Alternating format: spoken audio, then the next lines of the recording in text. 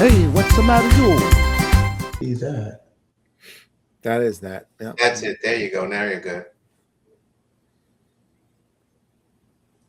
Roughly born between 65 and 80, which we are all. So Yeah, we grew but up I think in, it's worth noting, and wow, Christian, correct me if I'm damn, wrong. So you I'm the corrected very in the start first of. 3 words. Okay, go ahead. All you, Mike. I was just commenting on the dates. I Okay. I'm 1965, so I'm at the very start. I just missed the boomer. And Christian, where are you? 78. 78. He's at the very tail end. So so it's like we span almost the entire Gen X thing, which Right. obviously Yeah, is 15 years. Sorry. yeah, Back to our no, regular show. that's true. So it's, uh, we grew up in the analog era. We entered adulthood digitally. Now we lead in an AI world. And so that gives us a very distinct worldview compared with millennials, Gen Z, and Gen Alpha. And I just felt that since we're speaking on so many different topics, that it would be prudent to for people who would be viewing this to understand where we're coming from. And so, It is very important to understand that because when you think about it, like as an example, we're pre-Google, pre-internet.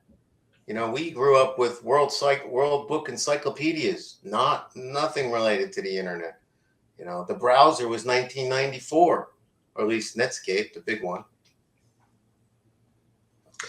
so in our childhood from 65 to 85, we had a home technology of like the boob tube and TVs with no remote controls and only 3 to 13 channels that signed off at night, rotary phones, answering machines didn't even come in until the late 80s.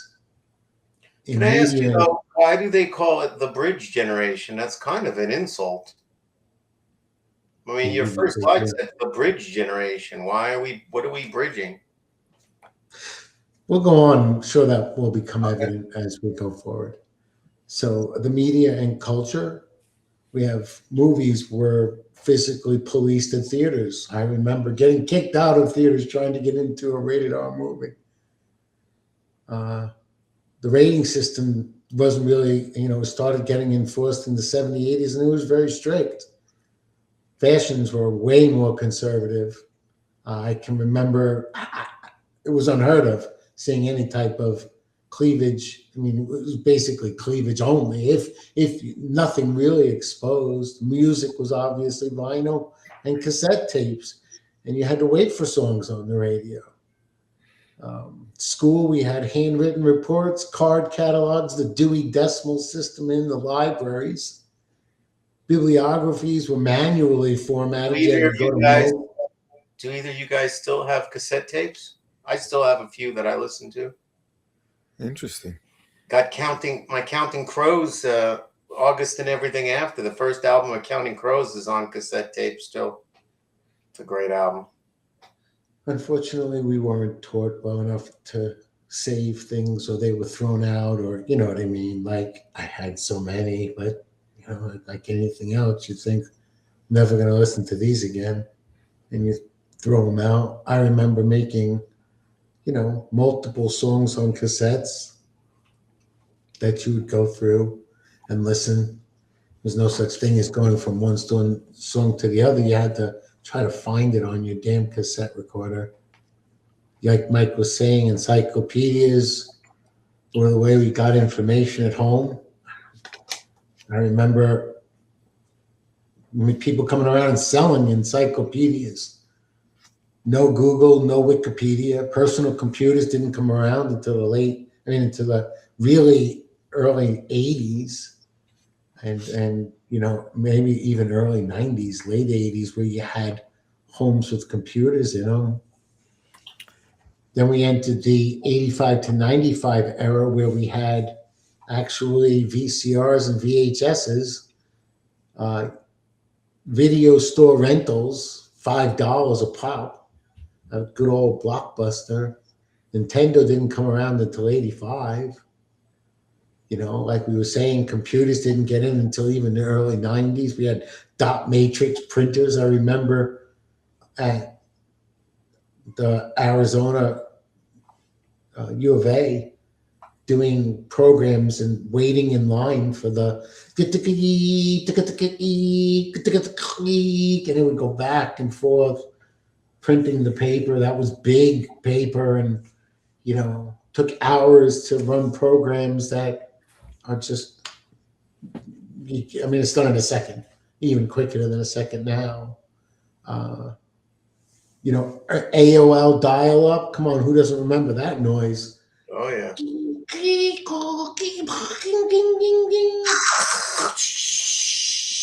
Right? I mean, we're talking about a totally different world that we're coming from. It's literally where, come on, you get privacy on a phone by shutting the basement door, having a long enough cord to find a place where nobody would listen. Landlines, like you're saying, nobody. I don't think any of you have landlines, right? I mean, landlines are gone, right? Landlines are gone. Everything's But cell remember, phone now. you always had to answer the phone just to know who it was. You were always answering every phone call. It was unheard of that you wouldn't be picking up the phone. You know, public internet. You know, what we focus on is AI disruption right now, but when you think about these VHS and VCRs, you know, that was disrupted. That would be almost considered sort of internet disruption, right? The internet disrupted quite a few businesses, right? Yeah, there was public internet from 93 to 95. Most households did not have internet until the late 90s. No smartphones, no social media. Then we enter adulthood, you get Windows 95. It becomes commercially available. Emails become common in business. Early 2000s, we finally get flip phones, text messaging. Wait a minute. So Windows copied its interface from the Mac. You got to give Apple credit here. Right. But they copied it from also from Xerox. Xerox PARC, but Xerox was not commercializing it. They were just had it in a lab. But they weren't like these brilliant, oh my God, they invented it. No, that's fair. Xerox PARC had the mouse and the user interface, but they were a lab. They weren't commercializing it. No. Yeah, they just basically. Well, they could those have. guys could have done so much. They did the first color printer too. I think laser printer, if I remember correctly. Yeah, they were way ahead, man. They had networking going on too, networking stuff. Yeah. Well, that kind of shows you that too. You know, these big companies, you know, they have these labs and they did a lot of interesting stuff, but they weren't gutsy enough to commercialize them. Excuse me. And things that we're going through all of these, flip phones, 2000, text messaging, early 2000, broadband replaces dial-up. Amazon's founded and starts to get really, scaled up in the early 2000s. iPhones launched in 2007.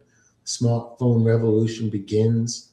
Any of these would have made us multimillionaires if we had the sense to go into these early enough. We're now in adulthood. Then you get the AI leadership era from 2015 to the present. Cloud computing becomes mainstream in around 2010. Social media dominance, 2012. AI tools explode publicly, 2022. Remote work normalized, 2020 pandemic shift. Gen Xers, we lead the companies, we manage our AI native employees, and we make decisions in a world that didn't exist in childhood. Why this matters? Well, we're unique.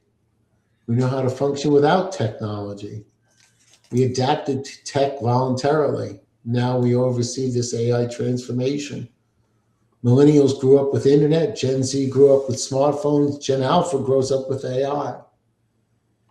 Only we remember no remote, no Google, no GPS. I remember maps, driving around in a car with a map, Yep. no caller ID, no social media, no texting, no 24-hour news cycles. We are bridging the gap between the old and the new. Now we're going to go through the way we see things differently. So we have 20 different ways that we're going to look on things just different versus the newer generations. Independence versus guidance. In us, and we were raised, we figure it out ourselves. Latchkey kids, empty houses after school, minimal supervision, high self-reliance. The newer generations are more structured upbringing, coaching, mentoring, parental involvement, emotional support emphasized. Gen It's X funny you use values. that phrase, though. I can't tell you how many times in parenting I told the kids, figure it out. I'm telling you, when I was going through this, it became so evident how these different mindsets are so clearly seen. Where, this, I believe, is a true result that Gen X values the autonomy first and younger generations value support systems. Skepticism versus institutional trust. The Watergate aftermath, the corporate layoffs, the divorce boom, distrust of authority, media, and corporations. We question everything. The millennials and the Gen Z are more likely to engage in institutions than to change them. Activism, policy change, social movements. We're more cynical observers as they're more reformers. Work is survival versus work is identity meaning. We work to live. Job equals paycheck and security. Millennials, work should be fulfilling and meaningful. Gen Z, work should also respect mental health and lifestyle balance. Gen X tolerates bad jobs longer because stability matters more than passion. I see this every day. It's so incredible how we have a different mindset. Someone coming up to me and saying, I can't believe you concentrate all day. I looked at him like, are you kidding? First off, keep that to yourself. Yeah. You're supposed to concentrate all day. It's scary that he was thinking I was the abnormal. Well, it's proven that social media has basically destroyed attention spans, right? I mean, attention spans have considerably shortened with the rise of social media. Privacy versus sharing. You didn't tell strangers your life story. It was we were much more close knit. I mean, closed lipped. The new generation's life is documented publicly. Social media identity is normal. Gen X is why would you post that? Gen Z is why wouldn't you? Analog problem solving versus digital resilience. We remember maps, manuals, trial and error, and fixing things without tutorials. They're now Google, YouTube, and Reddit first. We have internal knowledge. They have accessible knowledge. Totally different. Delayed emotional expression versus emotional fluency. Gen X, walk it off. Emotions are private. Rub some dirt on it. Right?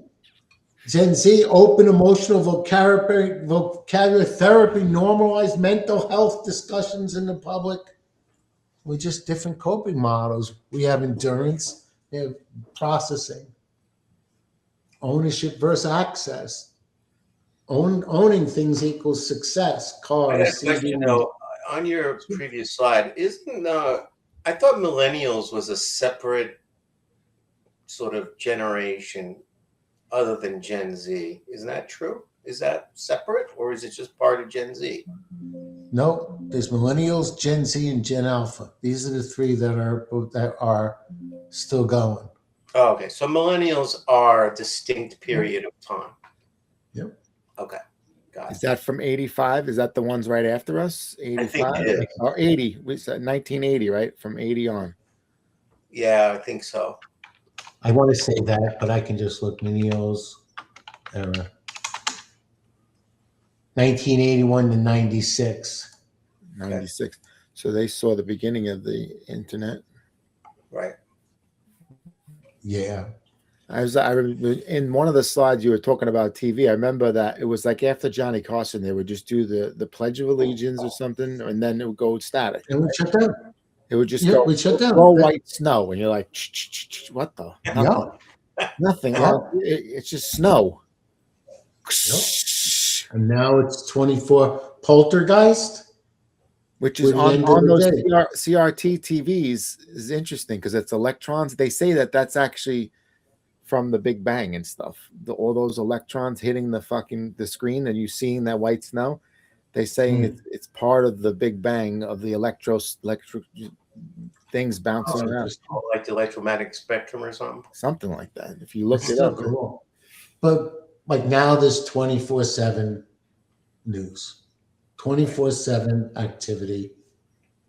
I remember the poltergeist scene where the lady falls asleep, and it's the same thing that you just said. Yeah. Well, I mean, look at the last few bastions, right? You know, the stock market right now still does bankers hours. I mean, the normal stock market is still only like whatever 9:30 to 4. But with the crypto trading, right, everything's starting to trade 24/7. So it's interesting how you have these whole, it's just like landlines. There's a few people that still have landlines, but most have cut the cord. There's a few people who still have cable TV, or even worse, rabbit ears. You know, I think there's a few diehards still, moving rabbit ears to try to get the few public stations that are out there. And there's like 2 public stations left, and they're like, come on, baby. But it's a different mindset, which is why I find it so interesting. Yeah. That all of this generates a totally different way, but it's almost like it's, when you see it so clearly. And have you guys done Myers-Briggs? Long time ago. Myers-Briggs is, of course, that personality, but the good thing about it is it shows you what your quote unquote mental preferences are and how that affects your decision making. This is kind of similar to that. This is kind of like, how does when you were born affect your mindset, right? And you can see it, and in all of these, different mindsets, even continuing loyalty versus optional commitment.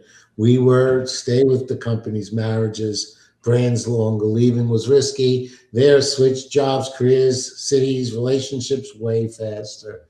We had a stability mindset. Theirs is an optimization mindset. Humor.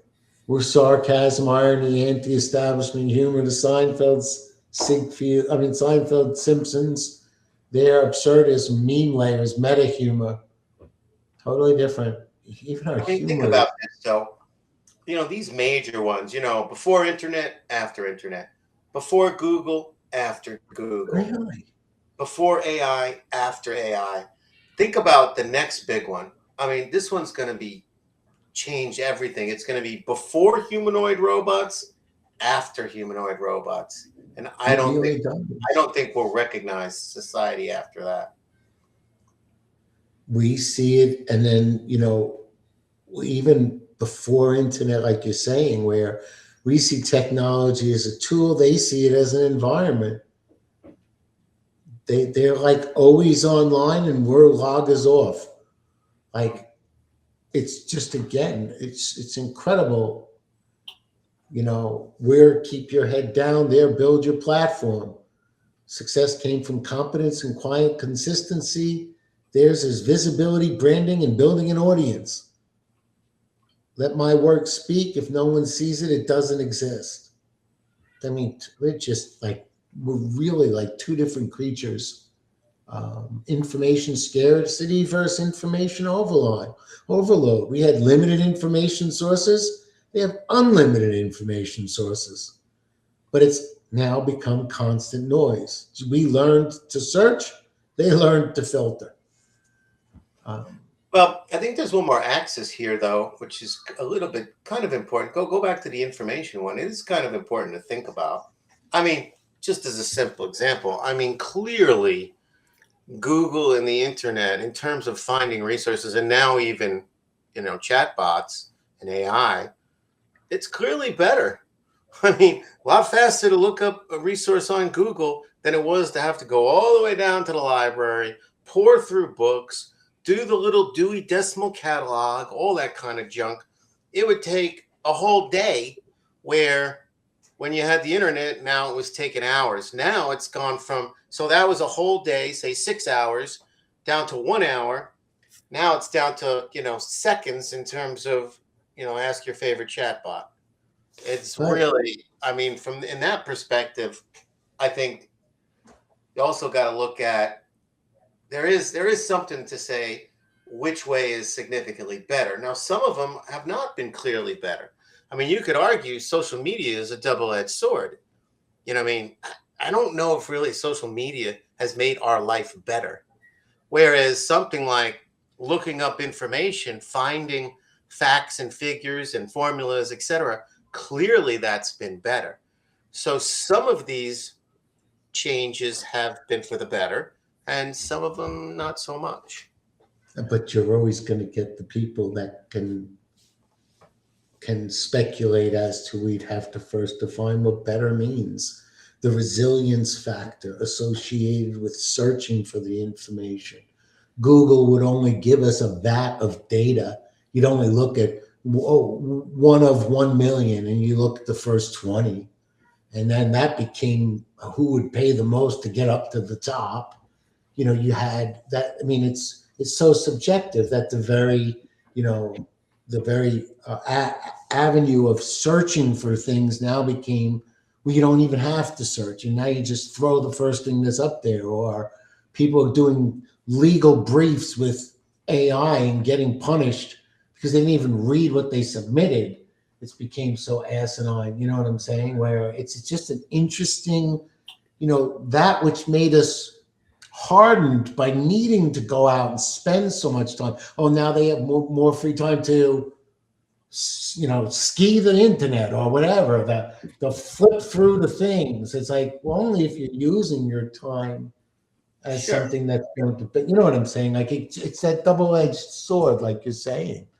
That Yeah. Well, in terms of search, though, you certainly can make objective criteria that defines better.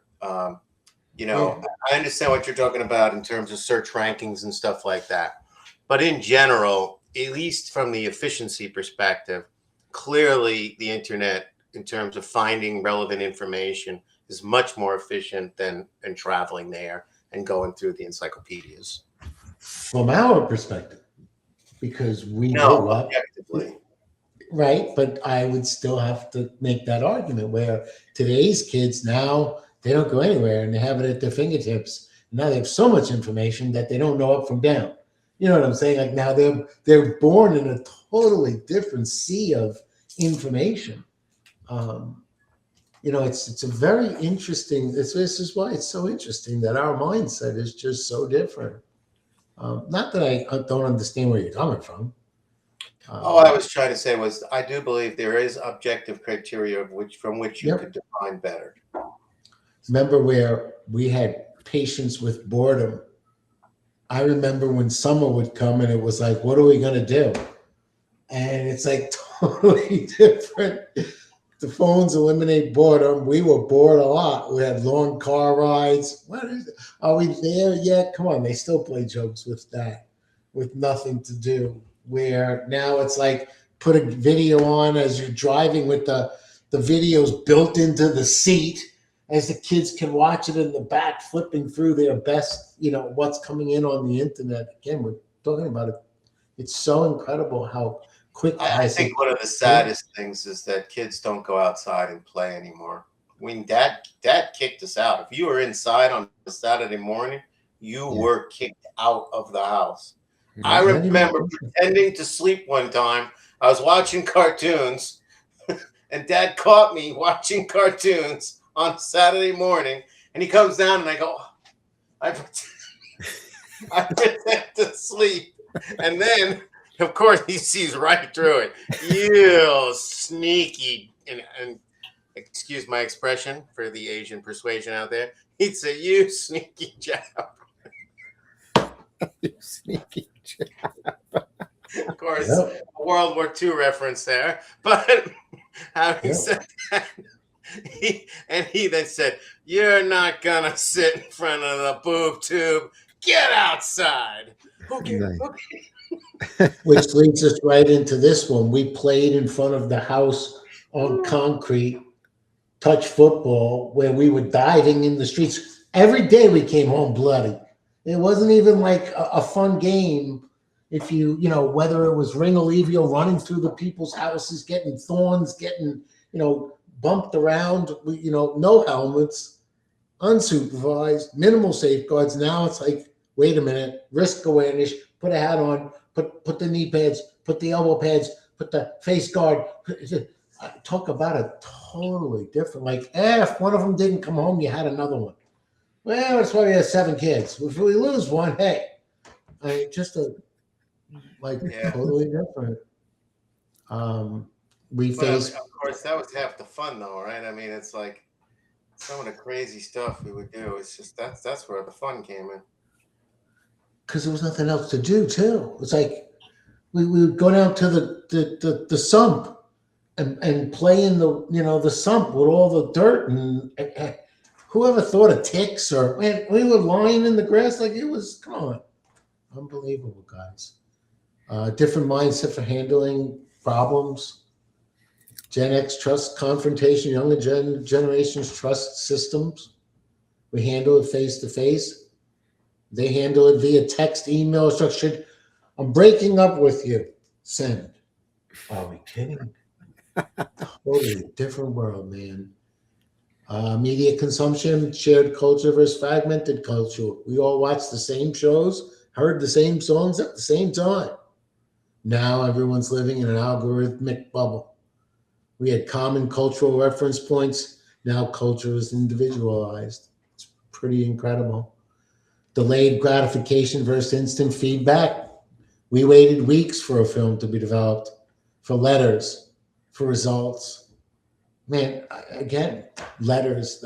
Snail mail will be gone soon enough where they'll look at us and laugh that we had to ever wait for even a letter. Now it's obviously instant messaging, instant streaming, instant metrics. They expect real-time response. We had long-term patience. Hierarchy, respect versus hierarchy, questioning. Authority figures were rarely challenged openly. More likely to question bosses, professors, leaders directly. Economic outlook, climb the ladder versus redesign the system. System might be flawed, but you work within it. System might need restructuring. Younger generations push structural change. Last one, resilience through hardening versus resilience through awareness. Be tough, emotional armor. Be aware, emotional intelligence and boundaries. 2 different survival strategies for 2 different eras. What do we get out of our closing thoughts here?